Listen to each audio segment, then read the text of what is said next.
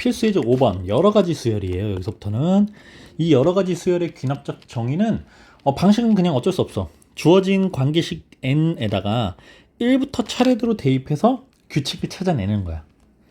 예, 그 규칙을 찾아내는 훈련을 해야 돼요. 관계식 줬죠. an과 an 플러스 1번째 항의 곱이 오다. 응? 뭐야 이게? 뭐 어쩔 수 없지 뭐. n에다가 1부터 넣는 거야. n에다가 1. 첫째 항과 둘째 항의 곱은 5야.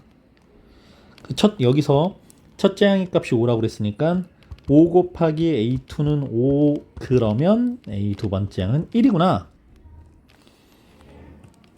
첫째 항은 5, 두 번째 항은 1 찾았어요. 이번엔 n에다가 2 대입해보자. a2 곱하기 an 플러스 1이 3이 되죠. n자리에다가 2를 대입했으니까 그 값은 5야.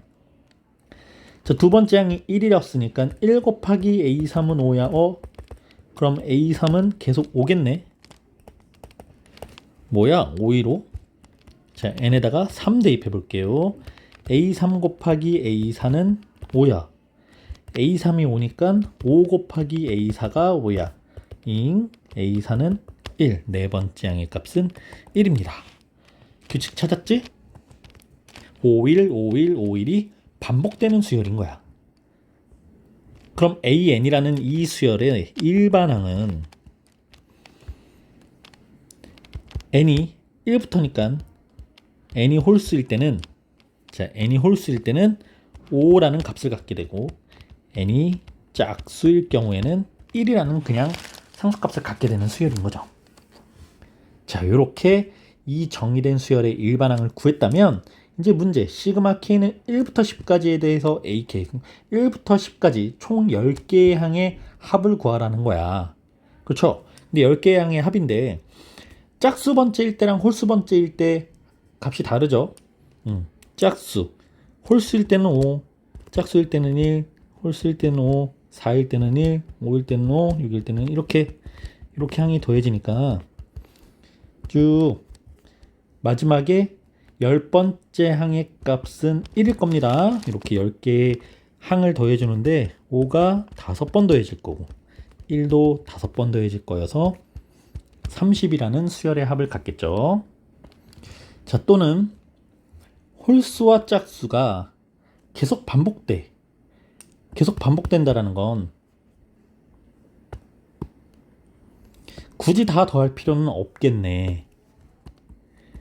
첫 번째 항부터 10번째 항까지 수열의 합을 구할 때, 자, 항이 다른 게 딱 두 가지. 그러니까 첫 번째 항부터 두 번째 항까지의 합을 구해서 10개는 요 짝 두 개씩 짝지은 게 총 5개의 묶음이 생기니까 요거를 5번 곱해주자. 5를 곱해주자.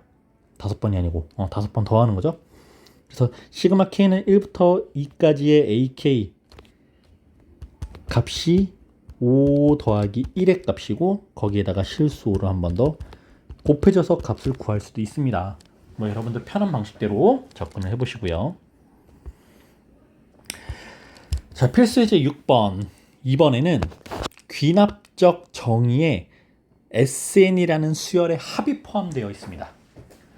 자, SN이라는 합에 관련된 식이 3an-2였어.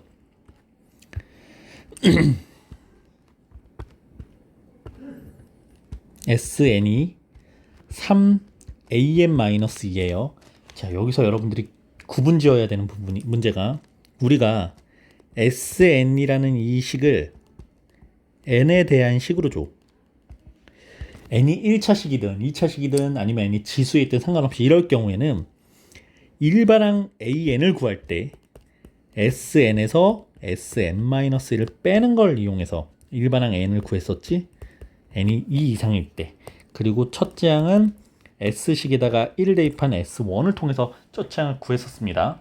자, 이 유형과 조금 달라요. 비슷하지만 이번에는 n에다가 n 자리에다가 n 플러스 1이라는 식을 대입하는 거야. 그렇게 해서 문제에서 sn식을 줬고 n 플러스 1을 대입하면 sn 플러스 1이라는 식이 만들어질 거야. Sn 플러스 1이라는 식에서 Sn이라는 식을 빼면 An 플러스 1이라는 n 플러스 1번째의 일반항이 만들어져요. 자, 이게 원리를 이렇게 가져가도 돼요. Sn이라는 게 첫째 항 더하기 둘째 항 더하기 셋째 항 쭉 더해서 어디까지 더하냐면 n-1번째에 n 플러스 n까지 여기까지 더한 거지. Sn-1번째 여기서 Sn-1이라는 건 첫째 항부터 쭉 n-1번째까지 더한 거지. 그래서 이렇게 식을 뺐더니 Sn에서 Sn-1은 지워져서 An만 남네. 이 원리가 같은 원리예요. Sn 플러스 1이라는 건 첫째 항, 둘째 항, 셋째 항 더하다가 n번째 항 그리고 n 플러스 1번째 항까지 합이고요.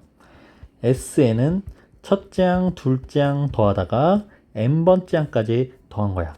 요 식을 빼니까 Sn 플러스 1은 Sn 플러스 1 빼기 Sn은 지워져서 An 플러스 1만 남게 돼요.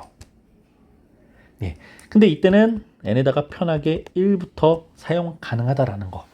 그리고 이게 SN식을 n에 대한 식으로 바로 주는 건 바로 니네 일반항 구해서 뭔가 문제를 풀어라는 거고, SN이라고 준 이 식에 보면 n이 아니라 AN이라는 귀납적 정의를 사용하기 위한 AN이라는 기호를 사용하게 되죠. 이럴 때는 AN 플러스 1이라는 기호까지 만들어서 뭔가 또 규칙을 찾아줘야 돼.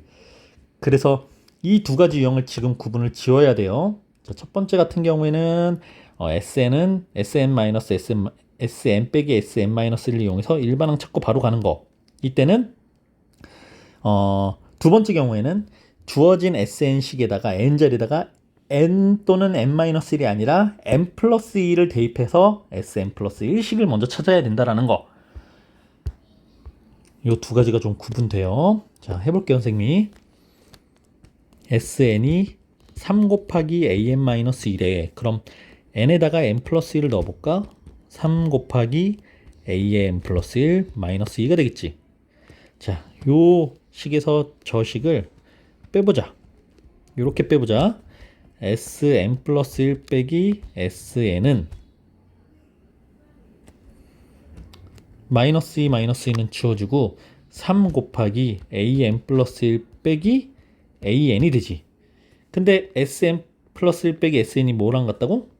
이게 A의 n 플러스 1 같으니까 좌변을 우리가 An 플러스 1이라고 바꿔 써도 되는 거야. 이게 3 곱하기 A의 n 플러스 1 마이너스 An과 같다 라고 어떤 수열의 귀납적 정의식을 찾았습니다.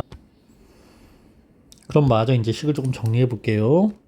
an 플러스 1은 3an 플러스 1 마이너스 3an이고, 자, 좌변으로 이항하면 마이너스 2an 플러스 1이 마이너스 3an이니까 양변을 마이너스 2로 나누어서 an 플러스 1은 2분의 3 곱하기 an이야. an이라는 이 n번째 항에 그냥 2분의 3이라는 상수가 딱 곱해져 있지? 이거 뭐예요? 등비수열이죠. 네, 공비가 2분의 3인 등비수열. 그럼 이제 첫째 항 아까 문제에서 첫째 항은 1이라고 줬으니 첫째 항은 1이고 공비가 2분의 3인 일반적인 등비수열이구나. 그냥 바로 일반항 구하고 뭔가 문제에서 원하는 다른 값까지 찾아낼 수 있겠죠?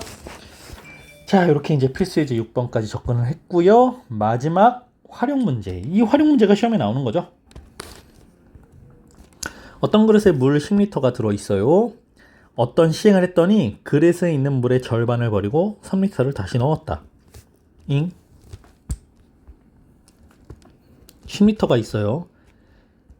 절반을 버릴 거야. 그러니까 10에서 10의 2분의 1만큼을 버릴 거야. 그리고 여기에다가 3리터를 다시 넣어. 이게 첫 번째 한 번 한 거야.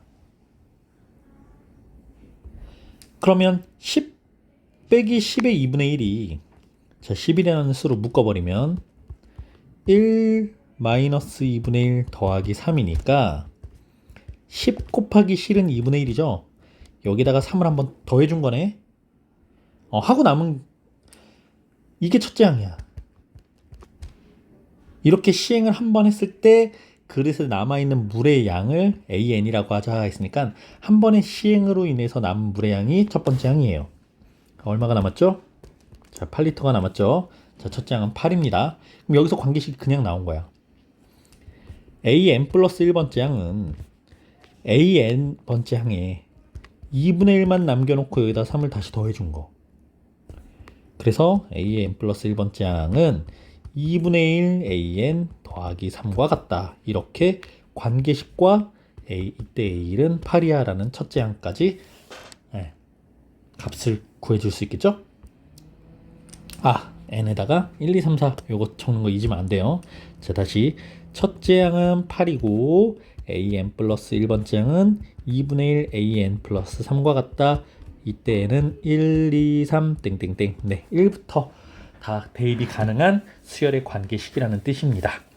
이렇게 해서 귀납적 정의 활용까지 한번 마무리를 해볼게요.